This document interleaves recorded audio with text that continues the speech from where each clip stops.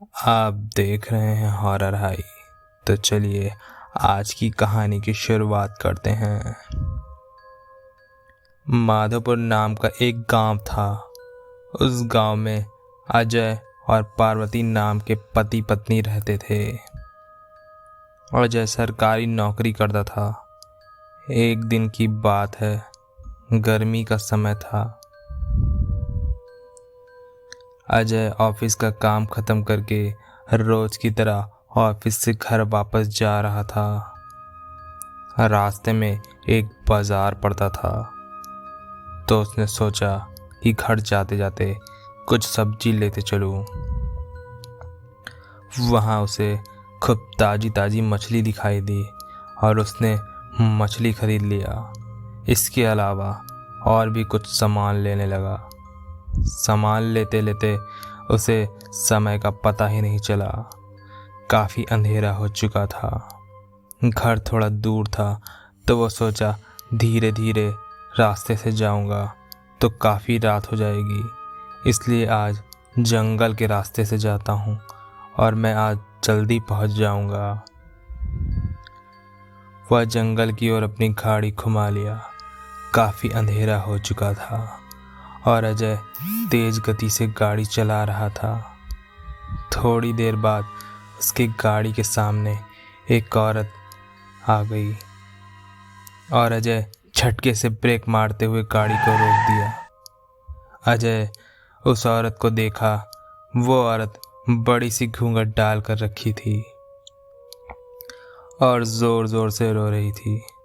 अजय उससे पूछा कि कौन हो तुम और तुम्हारा घर कहाँ है? इतनी रात को इस घने जंगल में क्या कर रही हो? लेकिन वो अजय के कोई का सवाल का जवाब नहीं दे रही थी और बस रोए जा रही थी। उसके रोने से ऐसा लग रहा था कि पूरा जंगल ही गूंज रहा है। अजय ने सोचा कि शायद किसी मजदूर की पत्नी होगी जो रास्ता भटक गई है। रास्ता बहुत ही सुनसान था, इसलिए उसने सोचा कि इस औरत की मदद की जाए।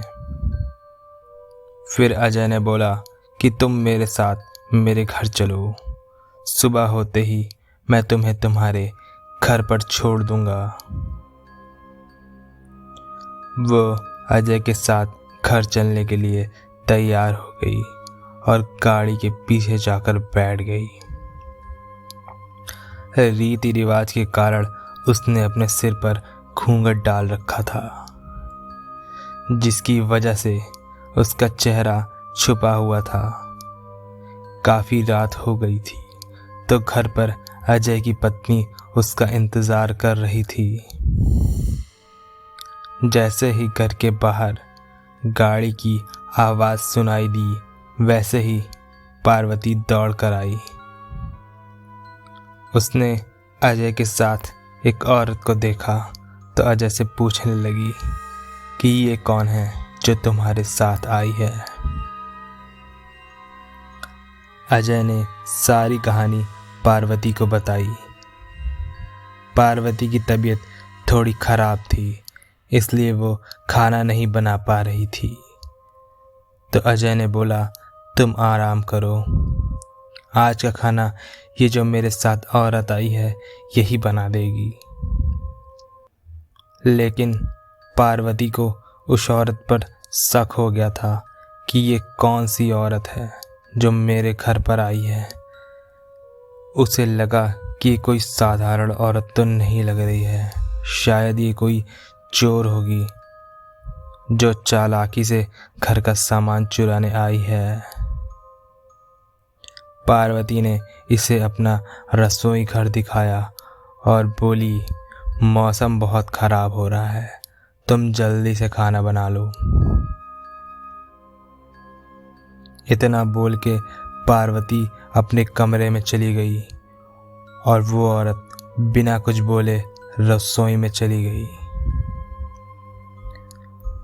थोड़ी ही देर बाद रसोई में से बहुत अजीब अजीब सी आवाज़ें आने लगी। बर्तन गिर रहे थे तो कहीं पानी खोलने की आवाज़ आ रही थी। सब सामान इधर उधर गिरे पड़ रहे थे। पार्वती जाकर जब रसोई में देखी तो वहाँ सब कुछ ठीक था और वो औरत रसोई के बीचों बीच में बैठी हुई थी। वहाँ से जाने के बाद फिर थोड़ी देर में रसोई में से ज़ोर ज़ोर से रोने की आवाज़ सुनाई देने लगी। पार्वती एक बार फिर से गई तो देखा वहाँ पर कुछ नहीं आ रहा है, सब कुछ ठीक है। पार्वती उस आवाज़ को सुनकर सोचने लगी, ये कैसी आवाज़ आ रही है। फिर उसने सोचा कि शायद मौसम ख़राब है, इसकी वजह से ऐसी ही आवाज़ आ रही होगी। लेकिन उस औरत को देखकर उसका मन अभी शांत नहीं हुआ था। जब पार्वती 20 मिनट बाद दोबारा से रसोई में गई तो देखा कि वो औरत अभी भी चुपचाप बैठी थी। पार्वती को देखकर बहुत गुस्सा आया और पार्वती चिल्लाकर बोली, अभी तक तुमने खाना बनाना शुरू नहीं किया, जल्दी बनाओ खाना, सबको भूख लगी है। उस औरत ने कुछ भी जवाब नहीं दिया और चुपचाप अपना चेहरा ढककर बैठी रही। पार्वती ने कितनी बार उसका चेहरा देखने की कोशिश की, लेकिन वो देख नहीं पा रही थी। पार्वती ने उससे कहा, चलो अब जल्दी से खाना बना लो, अगर किसी चीज़ की ज़रूरत पड़ी तो मुझे बुला लेना। लेकिन वो औरत फिर भी कुछ नहीं बोली। पार्वती को लगा कि ये औरत शायद अनजान लोगों से डर रही है, इसलिए बोल नहीं पा रही है। पार्वती रसोई से चली गई, लेकिन जब 10 मिनट बाद वो वापस आई तो रसोई का दृश्य देखकर उसकी आंखें बाहर आ गई। उसके पैर वहीं जम गए और उसके गले से आवाज़ भी नहीं निकल रही थी। उसने देखा कि वो औरत रसोई घर के बीचों बीच में बैठकर दोनों पैर फैलाकर कच्ची मछलियाँ खा रही थी, जो कि उसके पति लेकर आए थे। उसके सिर का घूंघट भी उतरा हुआ था, उसका चेहरा बेहद डरावना था। उसके बाल बहुत बड़े बड़े और दांत भी बहुत बड़े बड़े थे। मुंह से खून टपक रहा था। उसके नाखून बहुत काले थे और उसकी आंखें भी बहुत काली थी। वो मछली खाने में इतनी व्यस्त थी कि वो पार्वती को देख ही नहीं रही थी। वो बहुत ही जोरों से मछली खा रही थी, जैसे कि कोई जानवर खा रहा हो। पार्वती जैसे ही उसे देखकर चिल्लाई, वो औरत अपना और ज़्यादा खतरनाक रूप बना ली। उसका पूरा चेहरा फट गया था। उसका चेहरा देखकर पार्वती की हालत खराब हो गई और पार्वती उसको देखकर खूब जोर से चिल्लाई और थाली उठाई और थाली में जलता हुआ कोयला उसके ऊपर फेंक दिया। उस औरत के ऊपर गर्म कोयला फेंक कर आग लग गई, जिसकी वजह से वो ज़ोर ज़ोर से चिल्लाने लगी। उसकी आवाज़ इतनी तेज़ थी कि उसको सुनकर सारा गांव इकट्ठा हो गया। पार्वती ने उसे दिखाकर अपने आग लगा दिया। सारे लोगों ने उसको बाहर की तरफ निकाला। वो औरत आग की डर से सीधा जंगल की ओर उल्टे पैरों से भाग गई। उल्टे पैरों का मतलब है वो इंसानों की तरह नहीं चल रही थी, वो किसी जानवर की तरह दोनों हाथों और दोनों पैरों से चलकर जंगल की तरफ भाग रही थी और भागते ही भागते थोड़ी देर में गायब हो गई। दोस्तों, ये जो भूत होते हैं ना, ये नॉनवेज से बहुत ज़्यादा अट्रैक्ट होते हैं।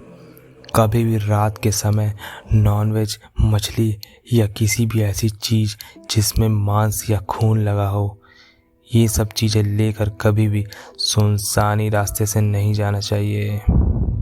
नहीं तो बुरी आत्माएं इन चीज़ों के लालच में आपका पीछा कर लेती हैं और आपको मौत के घाट भी उतार सकती हैं। ये कहानी मुझे अजय जी ने लिखकर भेजी है। तो मिलते हैं कल एक नई कहानी के साथ। तब तक आप सभी का दिन शुभ हो। अगर कहानी पसंद आई हो तो चैनल को सब्सक्राइब कर लीजिएगा।